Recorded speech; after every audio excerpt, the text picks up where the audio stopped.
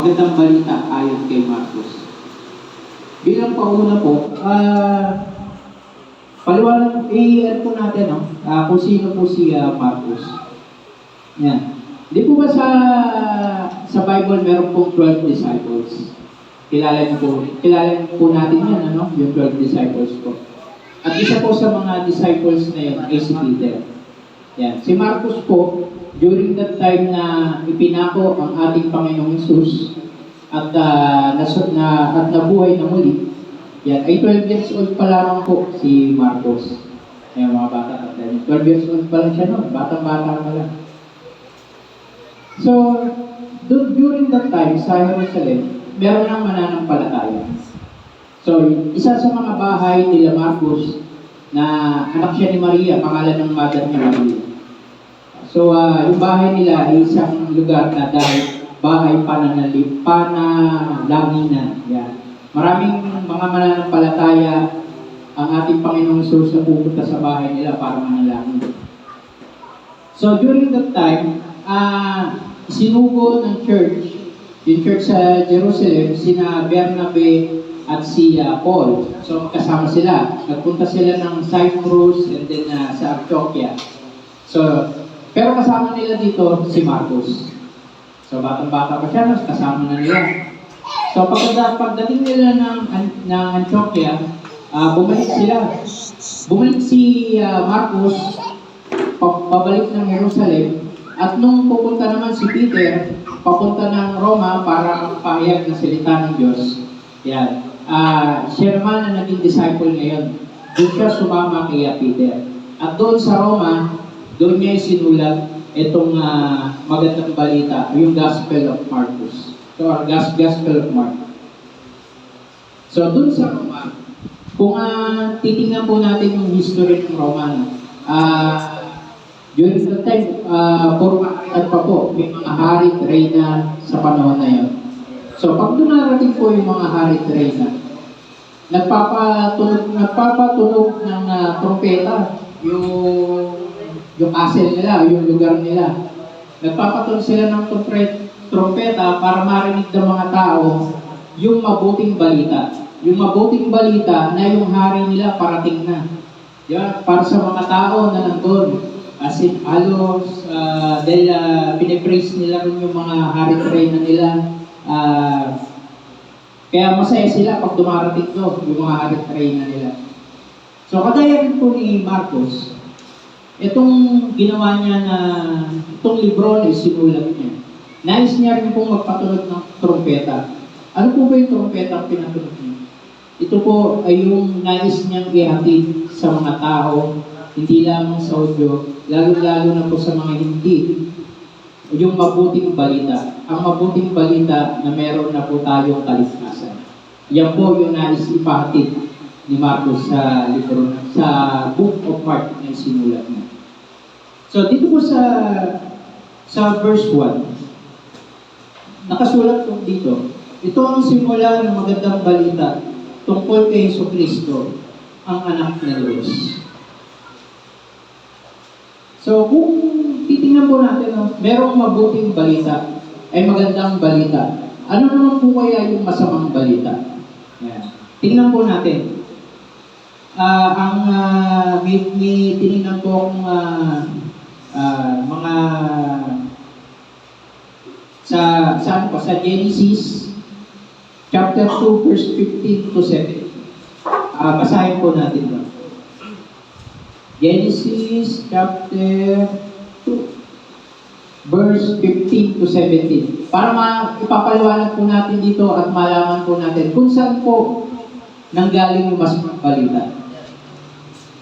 Ayon po dito, sa Genesis chapter 2, verse 15 to 17. Inilagay ng Panginoong Yahweh ang tao sa halamanan ng Eden, upang ito'y pagyamanin at pangalagaan. Sinabi niya sa tao, makakain mo ang alinmang bungang kahoy sa halamanan, maliban sa bunga ng punong kahoy na nagbibigay ng kaalaman tungkol sa mabuti at masama. Huwag na huwag mong kakainin ang bungang iyon, sapagkat sa araw na kainin mo iyon ay mamamatay ka. So, meron po palang ibinigay na utos ang ating Panginoon, Jesus, kay Adan, na huwag kakainin ang bunga ng punong kahoy, ang punong kahoy ng kaalaman. Ngunit yung dumating po si Eva, hindi po ba inano siya ng ahas o ng demonyo para kainin po yung bunga. Doon po nagsimula na nagkaroon po tayo ng kasalanan. At mula po noon, nagkaroon na ng kamatayan ng tao. Basahin naman po natin itong Genesis chapter 3, kung ano po yung naging kaparusahan sa kanila. Verse 23. Kaya pinalayas niya sa halamanan ng Eden ang tao upang magbungkal ng lupang kanyang pinagmulan. Pinalayas nga siya ng Diyos at sa dakong silangan ng halamanan ng Eden ay naglagay ang Diyos ng bantay ng kerubin. Naglagay rin siya ng espadang nagniningas na umiikot sa lahat ng panig upang hindi malapitan ninuman ang punong kahoy. So ito po ang nangyari. Pinalayas sila sa Garden of Eden, si Eva at Adan. Naglagay ng barrier ang Panginoong Diyos dahil nagkukumit sila ng kasalanan. Alam niyo po, sa buhay natin, ganyan din po tayo eh. Tayo po'y gumagawa ng mga kasalanan. Nagkakaroon din po ng barrier ang Panginoon. Hindi po nagdinidinig ng Diyos ang ating mga panalangin dahil lamang na naging makasalanan tayo. Yeah. Kaya dito po, nawa po, patuloy po kayong magpunta po at mag-aral ng salita ng Diyos at makikita pa po natin kung ano po yung misteryo na kapaloob sa mga Biblia at kung paano po tayo magkakaroon ng kaligtasan. Ngayon po, ano po ba ibig sabihin ng kamatayan? Kung nagkaroon na po ng kamatayan ngayon dahil doon sa binutos ng Diyos, pagsuway, nilibang na dyan sa utos ng Diyos. Ang kamatayan po, ito po yung separation ng physical na laman po natin sa spiritual nating buhay, sa spiritual po. Kumbaga, yung laman po natin, may iwan sa lupa, di po ba? Agnasin, magiging abo. Pero meron po tayong espiritu. Ito po yung espiritu na kung saan dalawa lang po yung patutunguhan natin. Di ba? Ang langit o ang impyerno. Ang kapiling natin ng Diyos, na kung saan walang pagluha, kung saan hindi na tayo nagluto, di po ba napakasarap sa piling ng Diyos. Ngunit kung tayo naman po ay naging makasalanan, yan po yung tinatawag na pangalawang kamatayan, na kung saan ang espiritu natin ay mapupunta po sa impyerno. At doon, magnanangit ang ating mga ngipin sa sobrang init, talagang pahihirapan po tayo. So, ano naman po kaya yung tinatawag natin sin na ginawa nila? May mga meaning po ang sin dito. Ang sin po ay comes from the Greek word na karmasya, na ang ibig sabihin ay missing the mark. Ang missing the mark, ang ibig sabihin po yung halimbawa po, meron pong dart. Alam mo po yung lang ng dart? Di po ba may mga mark po yun na dapat natin patamaan?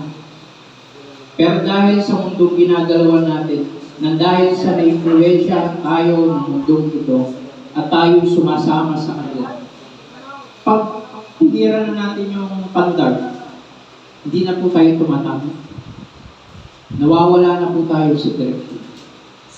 Kaya yun po, nagkakaroon po tayo ng kasalanan.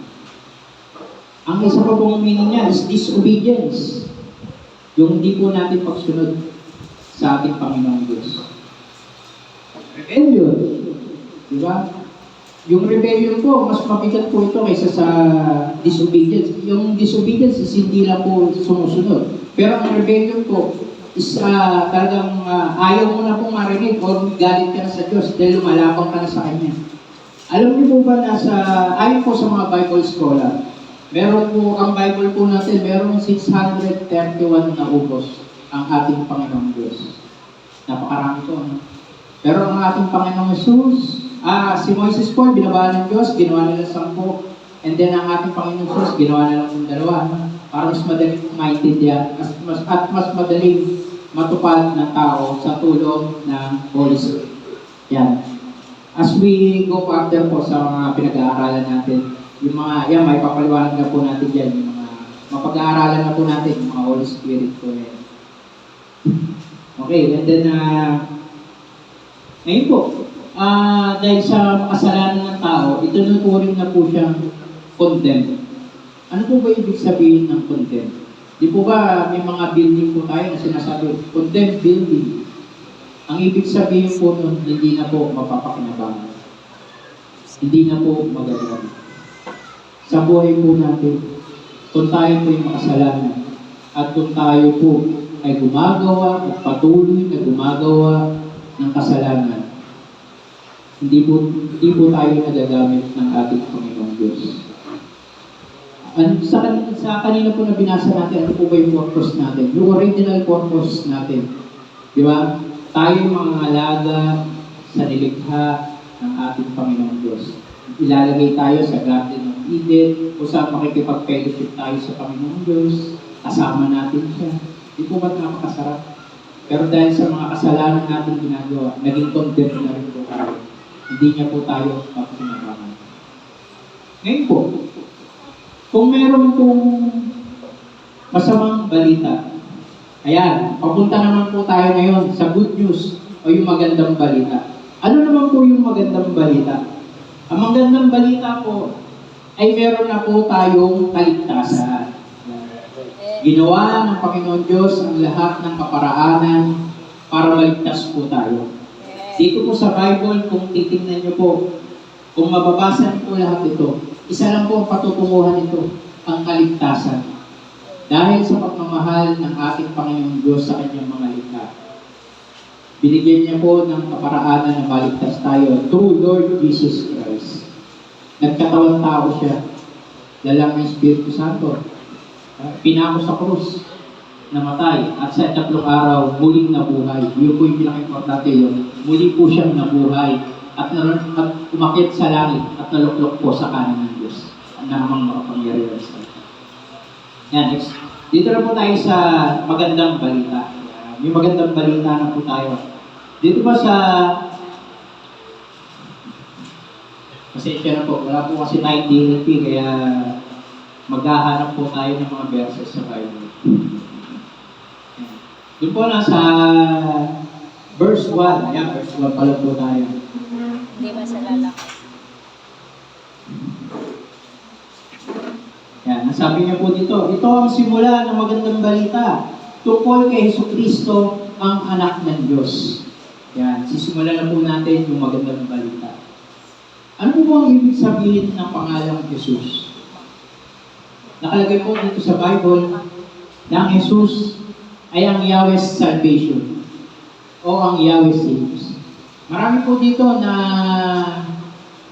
kinukumpara siya or other things na pwedeng sabihin sa ating Panginoong Jesus as we go further po. Ma-encounter po natin yan. Yung iba po sinasabi na siya ang Son of God, ang anak ng Diyos. Siya ang Kristo, na ang ibig sabihin, the Anointed One. Siya rin po ang salita ng Diyos. Siya rin po ang Alpha at ang Omega, ang una at ang huli.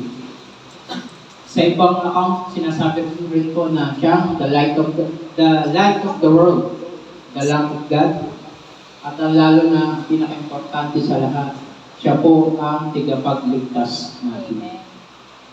Diba? Ano po ba ang ibig sabihin ng salvation? At lagi po natin itong naririnig sa mga dito po sa Bible. Ang salvation po ay deliverance from guilt, power, and presence of sin. Ibig sabihin, ang salvation po is free na po tayo sa sin. Wala na po tayong kasalanan. Pero may 4 stages po siya.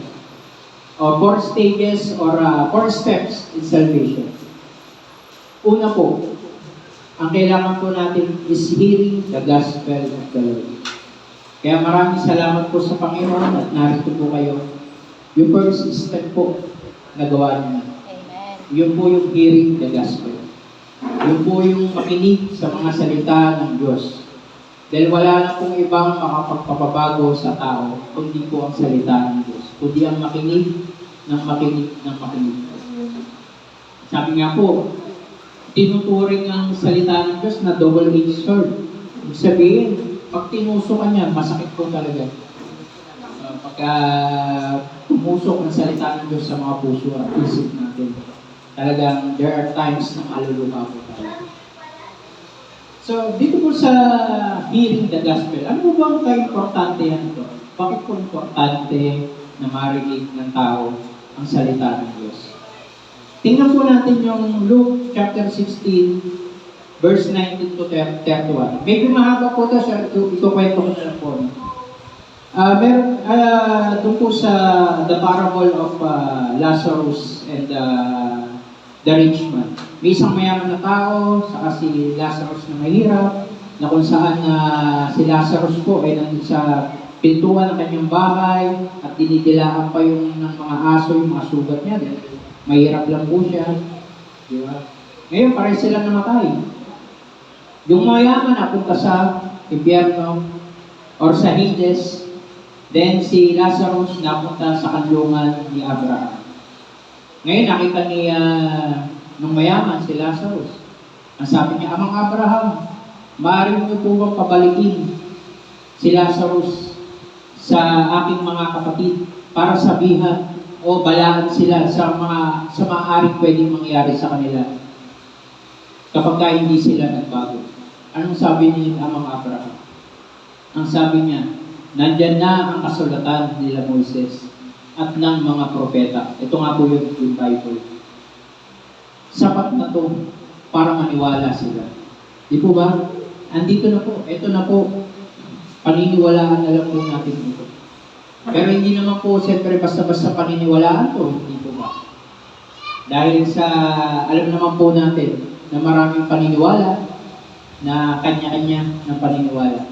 Pero dahil nga po sa maging pag-aaral natin is book by book, chapter by chapter, ipaiintindi po ng Panginoong Diyos sa ating lahat kung ano po ang tunay na salvation at kung paano po tayo maliligtas. Napaka-importante po ng hearing of the gospel. Yung first, yung pinakauna po sa lahat. Nawa po, no? Kung mahal po natin yung mga magulang natin, yung anak po natin, kung mahal po natin yung mga apo natin, yung mga katabi natin bahay, kung may nawa po, ayahin po sila rito. Ang salita po ng Diyos ay libre at walang bayad. Makikinig lang po kayo dyan, uupo po. Mamaya po, may merienda pa po kayo. Kaya, ayahin niyo po sila. Importante po na bago po tayo mawala sa mundong ito, nakapakinig po tayo ng salita ng Diyos. Amen. Sa number 2 naman po, kapag nakakakinig na po tayo ng salita ng Diyos, nandiyan na po yung conviction of the Holy Spirit. Basahin po natin yung John chapter 16, verse 8.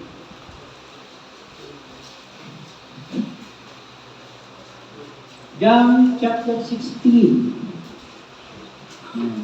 verse 8. Ito po, pagdating niya, ibig sabihin, pagdating po ng Holy Spirit, pagdating niya ay kanyang patutunayan na mali ang mga taga-sanlibutan tungkol sa kasalanan, tungkol sa katwiran at tungkol sa paghatol ng Diyos. During that time na-resurrect, kwento ko lang po, na-resurrect na po ang ating Panginoong Jesus, 40 days pa po siya namalagi dito sa lupa at nag-minister pa po siya sa iba't ibang lugar. So after that 40 days, sinabihan niya ang kanyang mga apostol na huwag po kayong hahayo or lalakad or mag-minister hanggat hindi dumarating yung tulong o yung gagabay sa kanila. At iyon po yung Holy Spirit. Ang Holy Spirit po, siya po yung nagpupuntig sa atin or nagsasabi sa atin. Minsan po, di ba, pag nakakarinig po tayo ng salita ng Diyos, parang tumatagos po sa puso natin, oo, mali nga yung ginagawa ko. Oo, naging makasalanan po ako. Yan po yung Holy Spirit. Siya rin po yung nagsasabi sa atin na, kapatid, huwag yung gawin yan, masama. Yun po yung Holy Spirit. Meron po tayo ng Holy Spirit. Sa pangatlo naman po, pagka nabanggit na tayo, napil po natin na makasalanan tayo, magre-repent na po tayo. Repentance na po ang kasunod. Ano pong ibig sabihin ng repentance?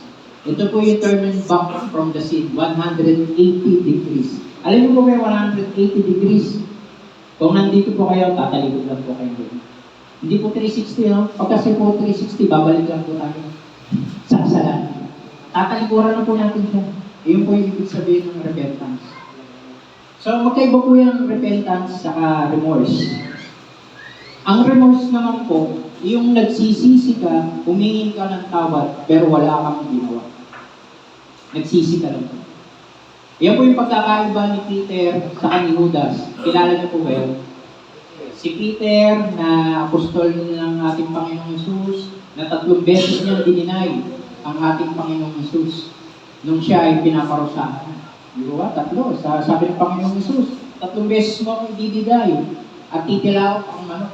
Kaya meron pong manok ni San Pedro. Doon po nila nakuha yan. Ibang religion po. So, yun nga po, dahil nagsisi si Pedro, pero ang nangyari naman po, ang kagandahan naman po kay Peter, nagsisi po siya at ginawa niya naman po ang lahat ng kaparaanan para mabago ang kanyang sarili. Si Judas naman po, hindi po ba 30 silver coins po binayad sa kanya. Pero nung nakita niya po pinapahirapan na ang ating Panginoong Hesus, itinapon niya po yun, nagsisi siya. Ngunit sa kanyang pagsisisi ang ginawa niya, kinitil niya po sa sarili niyang buhay. Kaya yun po yung pagkakaiba nila. Hindi po ba mas masarap na tayo nagsisisi sa ating mga kasalanan, pero may gagawin po tayo? Hindi po ba? May gagawin tayong bagay na mabuti para sa ating sarili. At kung may nagawa man tayong kasalanan sa ating kapwa, gagawa tayo ng mabuti para kahit papano yung kasalanan natin nagawa sa Kanya is maibalik po natin ang kabutihan. Hindi po ba? Para mapatawad po tayo. Yun po yung kagandahan sa ginawa po ng Peter. Na hindi po sa panahon po natin ngayon, no? Ay, welcome po. Pasok po kayo. Yan, sa panahon po natin, ha? Hindi po ba yung iba? Marami pong nagtatago. Pag may kasalanan, nagtatago na ayaw kong harapin. Yan. Remorse po yun. Yung iba, sobrang kinikitil na lang yung sarili. At kinitil po natin yung sarili natin. Alam niyo na po yun. Diretso na po yun sa impyerno. At pang-apat, ito yung pinaka-importante sa inyo. Acceptance of Lord Jesus Christ. Yan po ang tunay na kaligtasan. Basahin po natin Galatians chapter 3, verse 22. Galatians chapter 3, verse 22.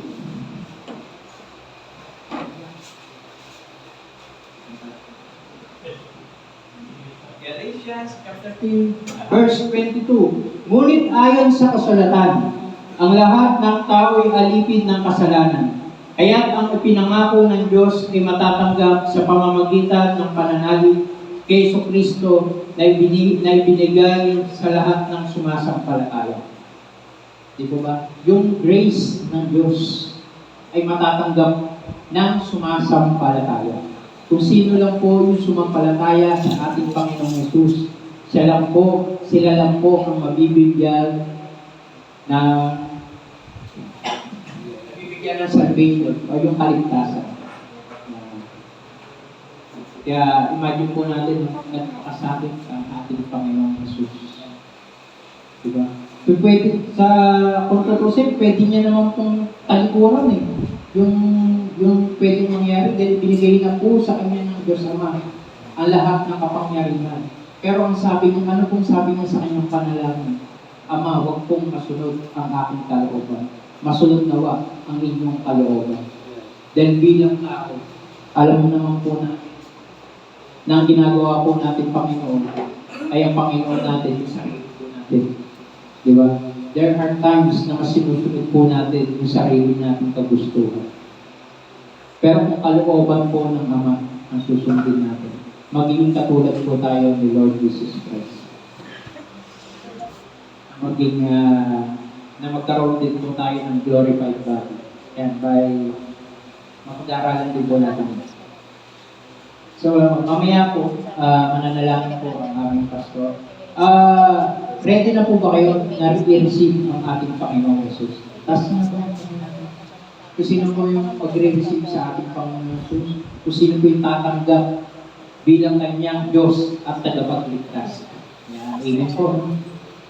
Dahil sa ma-receive na natin yan, meron na tayong kaligtasan pag na-receive na ngayong araw na to. Kasi ngayong araw na to, nakapagsisi tayo, nakapagpakinig ng salita ng Diyos. Kaya nakapagsisi sa kasalanan, in-accept ang ating Panginoong Jesus. Pero ang tanong ko, bukas. Bukas po ba? Kasi hindi na po ba tayo makakagawa ng kasalanan? Yun po yung tanong ko. Kaya kung ngayon po, ligtas na po tayo, sino pong gustong mauna?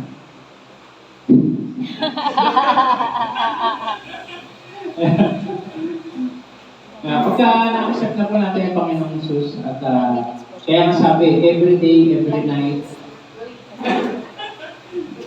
gabi-gabi po, importante po yung nananalangin tayo, humihingi po tayo ng kapatawaran sa Diyos tuwing gabi. Para every time po sa kasakaling dumating.